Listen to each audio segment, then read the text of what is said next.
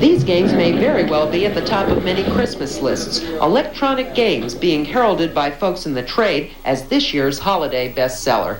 There are so many of these games available that it's difficult to know which ones to buy, and that's why toy manufacturers are spending millions of dollars. Split-screen gaming is an activity so many of us remember from childhood. Whether you're playing with your siblings or going over to your friend's house on the weekends, that feeling of kicking your buddy's ass at a game that you've already rented 10 times from the Hollywood video never gets old. Today we're going to take a big look into the fall and the rise of split-screen gaming. Before split-screen existed, multiplayer games were limited to one shared camera. That wasn't really a design choice, but more of a limitation of the hardware at the time. Early arcades like Pong didn't really need separate viewpoints because their players were interacting with the same screen. As games became more complex through the 80s, the same idea stuck around. The same ideas carried into the late 1980s. Games like Gauntlet and Contra let friends play side by side, but both players were forced to stay within the camera's view. If one player ran too far ahead, the other got dragged along. Developers wanted players to explore independently. The hardware just wasn't there yet. The idea sounds simple. Draw the game twice. Once for player 1 and once for player 2. In reality, that meant rendering the entire world multiple times every single frame. For early consoles, that was incredibly expensive. One of the first major successes with racing games like Super Sprint and later Mario Kart 64, used split screen because of each player naturally needing their own camera. Instead of forcing everybody into one viewpoint, each player finally had freedom. The screen got smaller, but the possibilities got much, much bigger.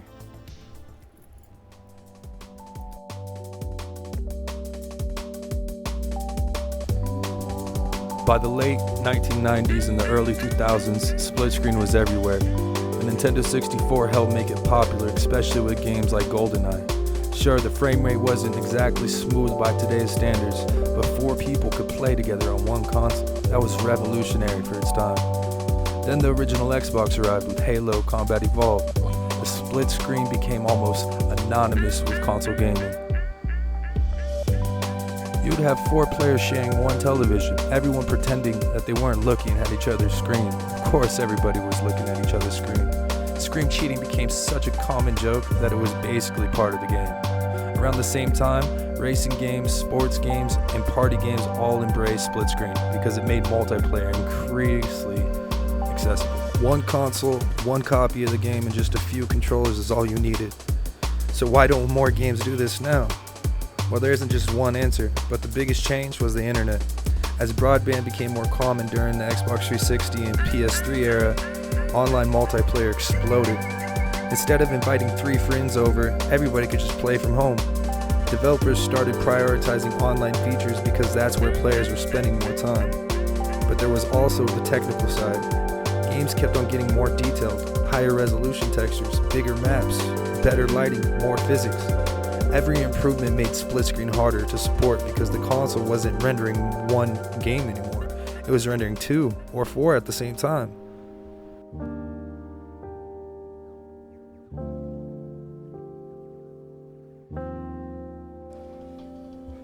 The savior of split screen co-op. Before we hop into this, thought I'd ask a couple people I know and some strangers what their favorite moments in co-op was. Drinking Mountain Dews, eating Cheetos, your mom's yelling at you to get off and that your friend has to go home. Halo 3 split screen with the boys, or Army of Two. Fucking Twisted Metal. Hell yeah. I can remember loads of split screens from the fucking NES all the way to SNES and fucking GameCube, but favourite, Xbox, Halo. Me and my mate put it in and we didn't stop playing that game until we completed the entire fucking campaign.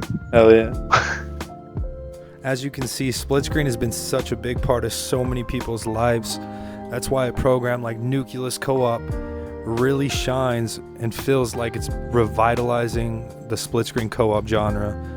So with that being said, I really am going to leave this to an interview with somebody that's really helpful in the community, in the Discord, of helping people figure out and navigate through this application. I hope you guys enjoy this interview with Moss. Can you describe your role within the Nuculas co-op community? Well, honestly, I'm just like anybody in the server.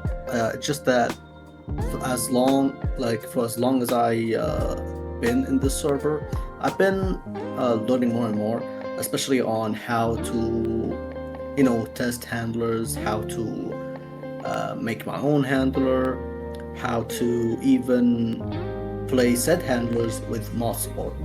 You'll hear about handlers a lot in this video. Just to get over it, a handler is somebody that is making code that is making it able for you to play split screen on the same screen or another monitor. Keep that in mind. When it comes to Nucleus, I like to play co-op games, whether with or without Nucleus, but with mod support. And when it comes to this server in particular, I like to showcase my showcases with games that aren't known for mod support. And what he means is this man has figured out how to play Mario 64 split screen. That is not a normal thing that has any type of mod support, so he likes to work on these weird projects. Into Nucleus, like for example, Super Mario 64. Yeah. Nobody knew. Matter of fact, nobody even knew that it had split screen in Nucleus. Okay. So when I did the showcase of it, even with mod support, like custom worlds, custom characters and such, you can see even Taos himself was like impressed on how he got mods to work in this game, especially in Nucleus. 100%. And I simply told him, like within the showcasing channel, is that it's not really that hard. I just followed the instructions from their site, the client that makes Super Mario 64 into multiplayer. So how did you end up being involved with the community? Like, how'd you end up finding it? To tell you the truth, I was just like them, wandering around, asking questions and all that, until I come upon Perseverus. He's a handle author for games like Call of Duty, World at War, and just recently World at War, Battlefield 2, and I'm guessing Black Ops 3, if that counts, because it's a work in progress and all that. Modern Warfare 2, yeah, he did that as well. The original, not the remastered. A lot of the things that I've noticed with people, like when it comes to this community, is you pretty much you almost had like nostalgia for the aspect of like old school split screen gaming, and Yeah, I mean, just the idea of being believe it able or to do not- that on PC gamings, on such high-end gamings that you would normally have to do like multiplayer, online. And even yet so, I know there's a certain amount of games that they've fixed that never even had online to begin with. Like you said, like with Mario and stuff that you've helped with, like that inspiration of being able to bring that AAA gaming experience back to the community is a great thing for everybody. To be precise, the split screen, share screen aspect, but with mod support. That's what motivated me. Yeah, that's awesome. You are a helper in the community. Would you say that's right? Yeah, I just showcase the stuff that I do with the Nucleus, the showcasing channel, Okay. and I help people on the side. Awesome. So with the community growing so big, and all the stuff that's changed, which it's been pretty similar through the whole time, is there any improvements that you would like to see to the app in general? Well, yes, actually, because as you know, the Windows 11 update affected a lot of people, especially those with controllers.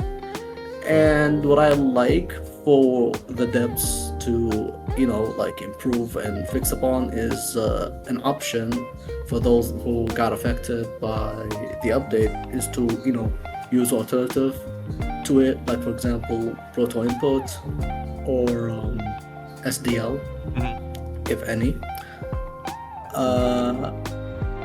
As for aside from Windows 11 update affected people, I would also like an option to play games that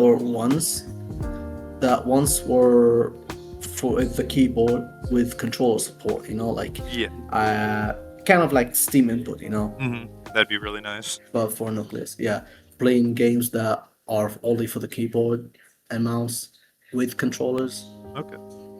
Do you have any advice to give anybody that wants to be more involved in the community? Well, yes, if you want to be more involved, you can do so by, donating to the Patreon of Nucleus.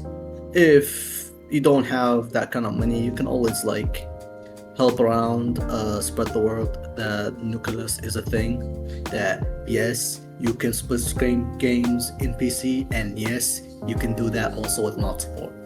As for my role in the server, I would like to elaborate.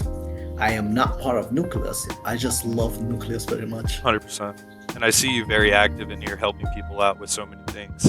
That's why I was about to say, every time I'm on Discord and I'm in the Nuculas server, I always see your name pop up. And then every time I pop in, you're always helping people out in some sort of way. My advice for those who are first-time Nucleus users is to, just read. It's not that hard. Right. Awesome. Well, that pretty much concludes that. I appreciate you doing this interview with me, and the information is going to be great. I can see a bunch of people ending up coming to this that never even had an idea that this was a thing. Yeah.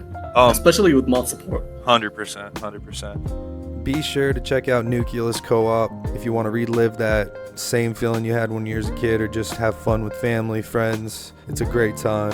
I'll also let you guys go and check out their Discord if you want to be involved in any sort of way. That's a great resource for everybody to figure out what to do. I hope you guys enjoyed this video today. I hope to see you next time. Like and sub. Have a good one.